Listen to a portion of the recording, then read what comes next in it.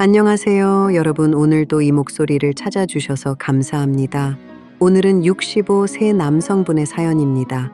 30년 넘게 몸 바쳐 일한 직장에서 은퇴하고 퇴직금을 몽땅 쏟아부은 식당이 망하며 이혼까지 당했던 분의 이야기입니다. 인생의 가장 밑바닥, 차가운 반지하 방에서 기적처럼 다시 일어나 3년 만에 당당히 벤츠의 운전대를 잡게 된 그 치열하고도 눈물겨운 반전의 기록. 이분의 이름은 가명으로 성훈이라 부르겠습니다. 저는 65세입니다. 지금은 제법 큰 청소 전문 업체를 운영하며 벤츠를 몰고 다닙니다. 사람들은 제가 차에서 내리는 모습을 보며 팔자 좋은 노년이라고 생각할지 모릅니다. 하지만 불과 3년 전 제 인생은 썩은 냄새가 진동하는 시궁창이었습니다.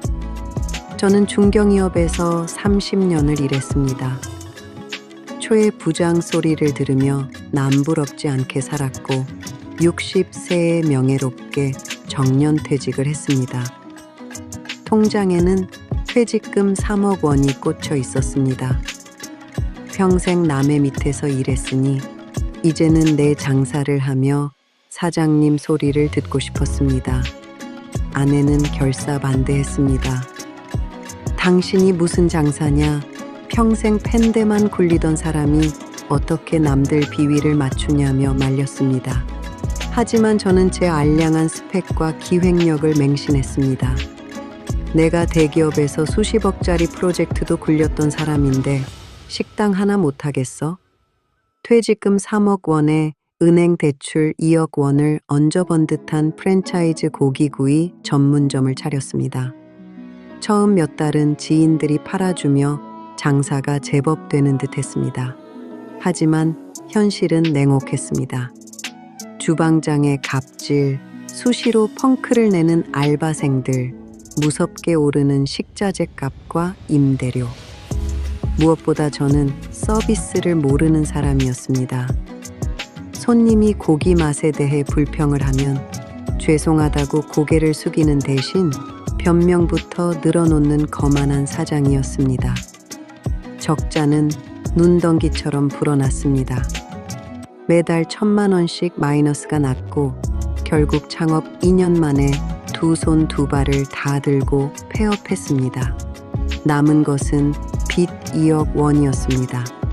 가장 큰 비극은 돈을 잃었다는 것보다 사람을 잃었다는 것이었습니다. 매일 밤 술에 취해 들어와 세상을 원망하는 저에게 아내는 완전히 지쳐버렸습니다. 아내는 자신의 노후마저 빚더미에 끌려 들어가는 것을 두려워했습니다. 나는 더 이상 당신 고집과 오만함을 견딜 수가 없어. 그동안 참고 산 걸로 좋게 갈라서자. 법원 문을 나서던 날 저는 빈털터리 호라비가 되었습니다.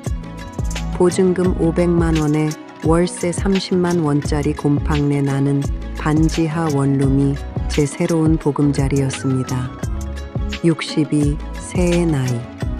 퇴직금은 증발했고 빚더미에 앉았으며 평생 밥을 차려주던 아내마저 떠났습니다. 편의점에서 사온 싸구려 소주병을 줄 세워놓고 컵라면으로 끼니를 때웠습니다. 밤마다 천장을 보며 죽을 궁리만 했습니다. 어떻게 죽어야 덜 비참할까? 수면제를 모을까? 산에 올라갈까? 저는 완벽한 실패자였습니다. 어느 날 아침 며칠째 씻지 않은 제 얼굴을 화장실 거울로 보았습니다. 초점 없는 눈, 덥룩하게 자란 흰 수염, 냄새나는 셔츠. 거울 속에는 한때 번듯했던 초의 부장은 온데간데 없고 그저 살기등등한 원망만 남은 늙고 초라한 실패자가 서 있었습니다. 그 순간 갑자기 왈칵 눈물이 쏟아졌습니다. 이대로 죽을 수는 없다. 이렇게 비참하게 가족들에게 손가락질 받으며 죽을 수는 없다. 저는 찬물로 세수를 하고 밖으로 나갔습니다. 길거리 교차로에 놓인 벼룩시장 신문을 뽑아 들었습니다. 제 나이에 빚을 갚으며 할 수 있는 일은 경비원이나 청소뿐이었습니다. 저는 입주 청소, 특수 청소, 보조 구함, 일당 13만 원이라는 광고에 전화를 걸었습니다. 첫 출근 날. 30살도 안 되어 보이는 젊은 팀장 밑에서 저는 고무장갑을 끼고 화장실 변기를 닦았습니다. 쪼그려 앉아 곰팡이를 벗겨내는데 허리가 끊어질 듯 아팠고 무릎이 시큰거렸습니다. 과거의 저였다면 어디 감히 최 부장한테 변기를 닦으라 하느냐며 뛰쳐나갔을 것입니다. 하지만 저는 입술을 꽉 깨물었습니다. 나는 사장도 아니고 부장도 아니다. 나는 밑바닥 청소부 최성훈이다. 마음속에 알량한 자존심, 그 허영덩어리를 변기통에 다 쏟아버리고 물을 내렸습니다. 이상하게도 자존심을 버리고 나니 몸은 고되지만 마음은 미친 듯이 편안해졌습니다. 저는 30년 회사 생활에서 몸에 밴 기획력과 꼼꼼함을 청소에 접목했습니다. 남들이 대충 물로 씻고 많은 창틀 구석, 배수구 틈새, 환풍기 안쪽까지 칫솔과 면봉을 동원해 새 것처럼 만들어 놓았습니다. 벽지 재질에 따라 다른 약품을 썼고 오염도를 분석해 매뉴얼을 만들었습니다. 제 집요한 청소에 젊은 팀장이 혀를 내둘렀고 고객들은 감동했습니다. 저 할아버지한테 맡기면 먼지 한 톨 안 나온다는 소문이 지역 맘카페를 타고 번지기 시작했습니다. 1년 뒤 저는 독립해서 제 이름으로 된 청소 대행업체를 차렸습니다. 몸이 부서져라 일했습니다. 하루에 2탕, 3탕씩 현장을 뛰었고 밤에는 골아 떨어졌습니다. 반지하 방에서 소주를 마실 시간도 우울해할 시간도 없었습니다. 돈이 모이는 속도가 빨라졌습니다. 예약이 2달치씩 밀려들어 왔고 직원을 1명, 2명 고용하기 시작했습니다. 2년째는 특수 청소와 상가 청소까지 사업을 확장했습니다. 회사에서 배운 고객 응대 매뉴얼과 직원 관리 시스템을 청소업체에 그대로 적용했습니다. 과거 고깃집을 할 때 부렸던 오만함을 쏙 빼고 무조건 고객을 향해 허리를 90도로 굽혔습니다. 저희 업체는 지역에서 가장 예약하기 힘든, 가장 신뢰받는 청소업체가 되었습니다.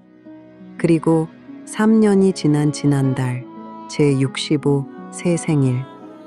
저는 매장에 전시된 벤츠 E클래스를 일시불로 계약했습니다. 남들에게 나 아직 안 죽었다고 과시하기 위해서가 아니었습니다. 그것은 반지하 방에서 컵라면을 씹으며 자살을 생각했던 3년 전에 나에게 바치는 위로이자 변기통을 닦으며 자존심을 버려야 했던 늙은 몸의 허리를 위한 최소한의 보상이었습니다. 검은색 벤츠의 운전대를 처음 잡던 날, 저는 차를 세워두고 운전대에 이마를 기댄 채 한참을 울었습니다. 퇴직금을 다 날리고 아내에게 이혼 서류를 받았을 때 흘렸던 절망의 눈물이 아니었습니다. 끝내 포기하지 않고 나 자신을 이겨낸 뜨거운 환희의 눈물이었습니다. 최근에 전처와 다시 연락이 닿았습니다. 저는 그동안 못 주었던 위자료 명목의 돈을 매달 그녀의 통장으로 보내고 있습니다. 얼마 전 전처가 밥을 한 끼 사겠다고 해서 3년 만에 마주 앉았습니다. 그녀는 제 거칠어진 손을 보며 조용히 말하더군요. 당신 눈빛이 참 많이 편안해졌네. 예전엔 늘 사람을 무시하고 날 서 있었는데 지금이 훨씬 보기 좋아. 그 말이 맞았습니다. 식당이 망하고 전 재산을 날렸던 그 처절한 실패는 저를 죽인 것이 아니었습니다. 제 안에 또아리를 틀고 있던 오만함과 허영심을 죽이고 진짜 최성훈이라는 사람을 새롭게 태어나게 한 혹독한 수술이었습니다. 지금도 저는 벤츠 트렁크에 청소 도구를 싣고 현장으로 나갑니다.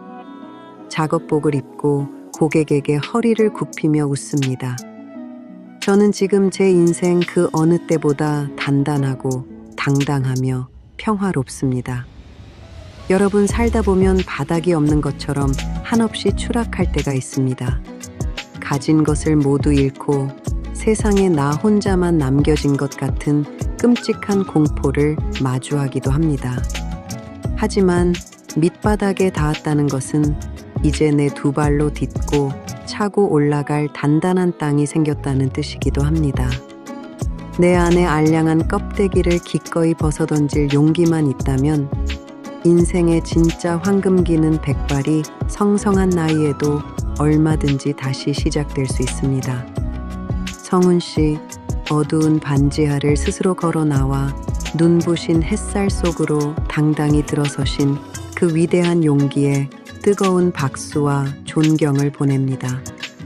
앞으로 벤츠와 함께 달려갈 성훈 씨의 반짝이는 두 번째 인생을 진심으로 응원합니다. 오늘 이야기는 여기서 마칩니다. 댓글과 구독, 좋아요는 저에게 많은 힘이 됩니다. 댓글로 여러분의 솔직하고 당당한 이야기도 남겨주세요. 여러분이 품고 계신 인생의 사연도 언제나 기다리고 있습니다. 감사합니다.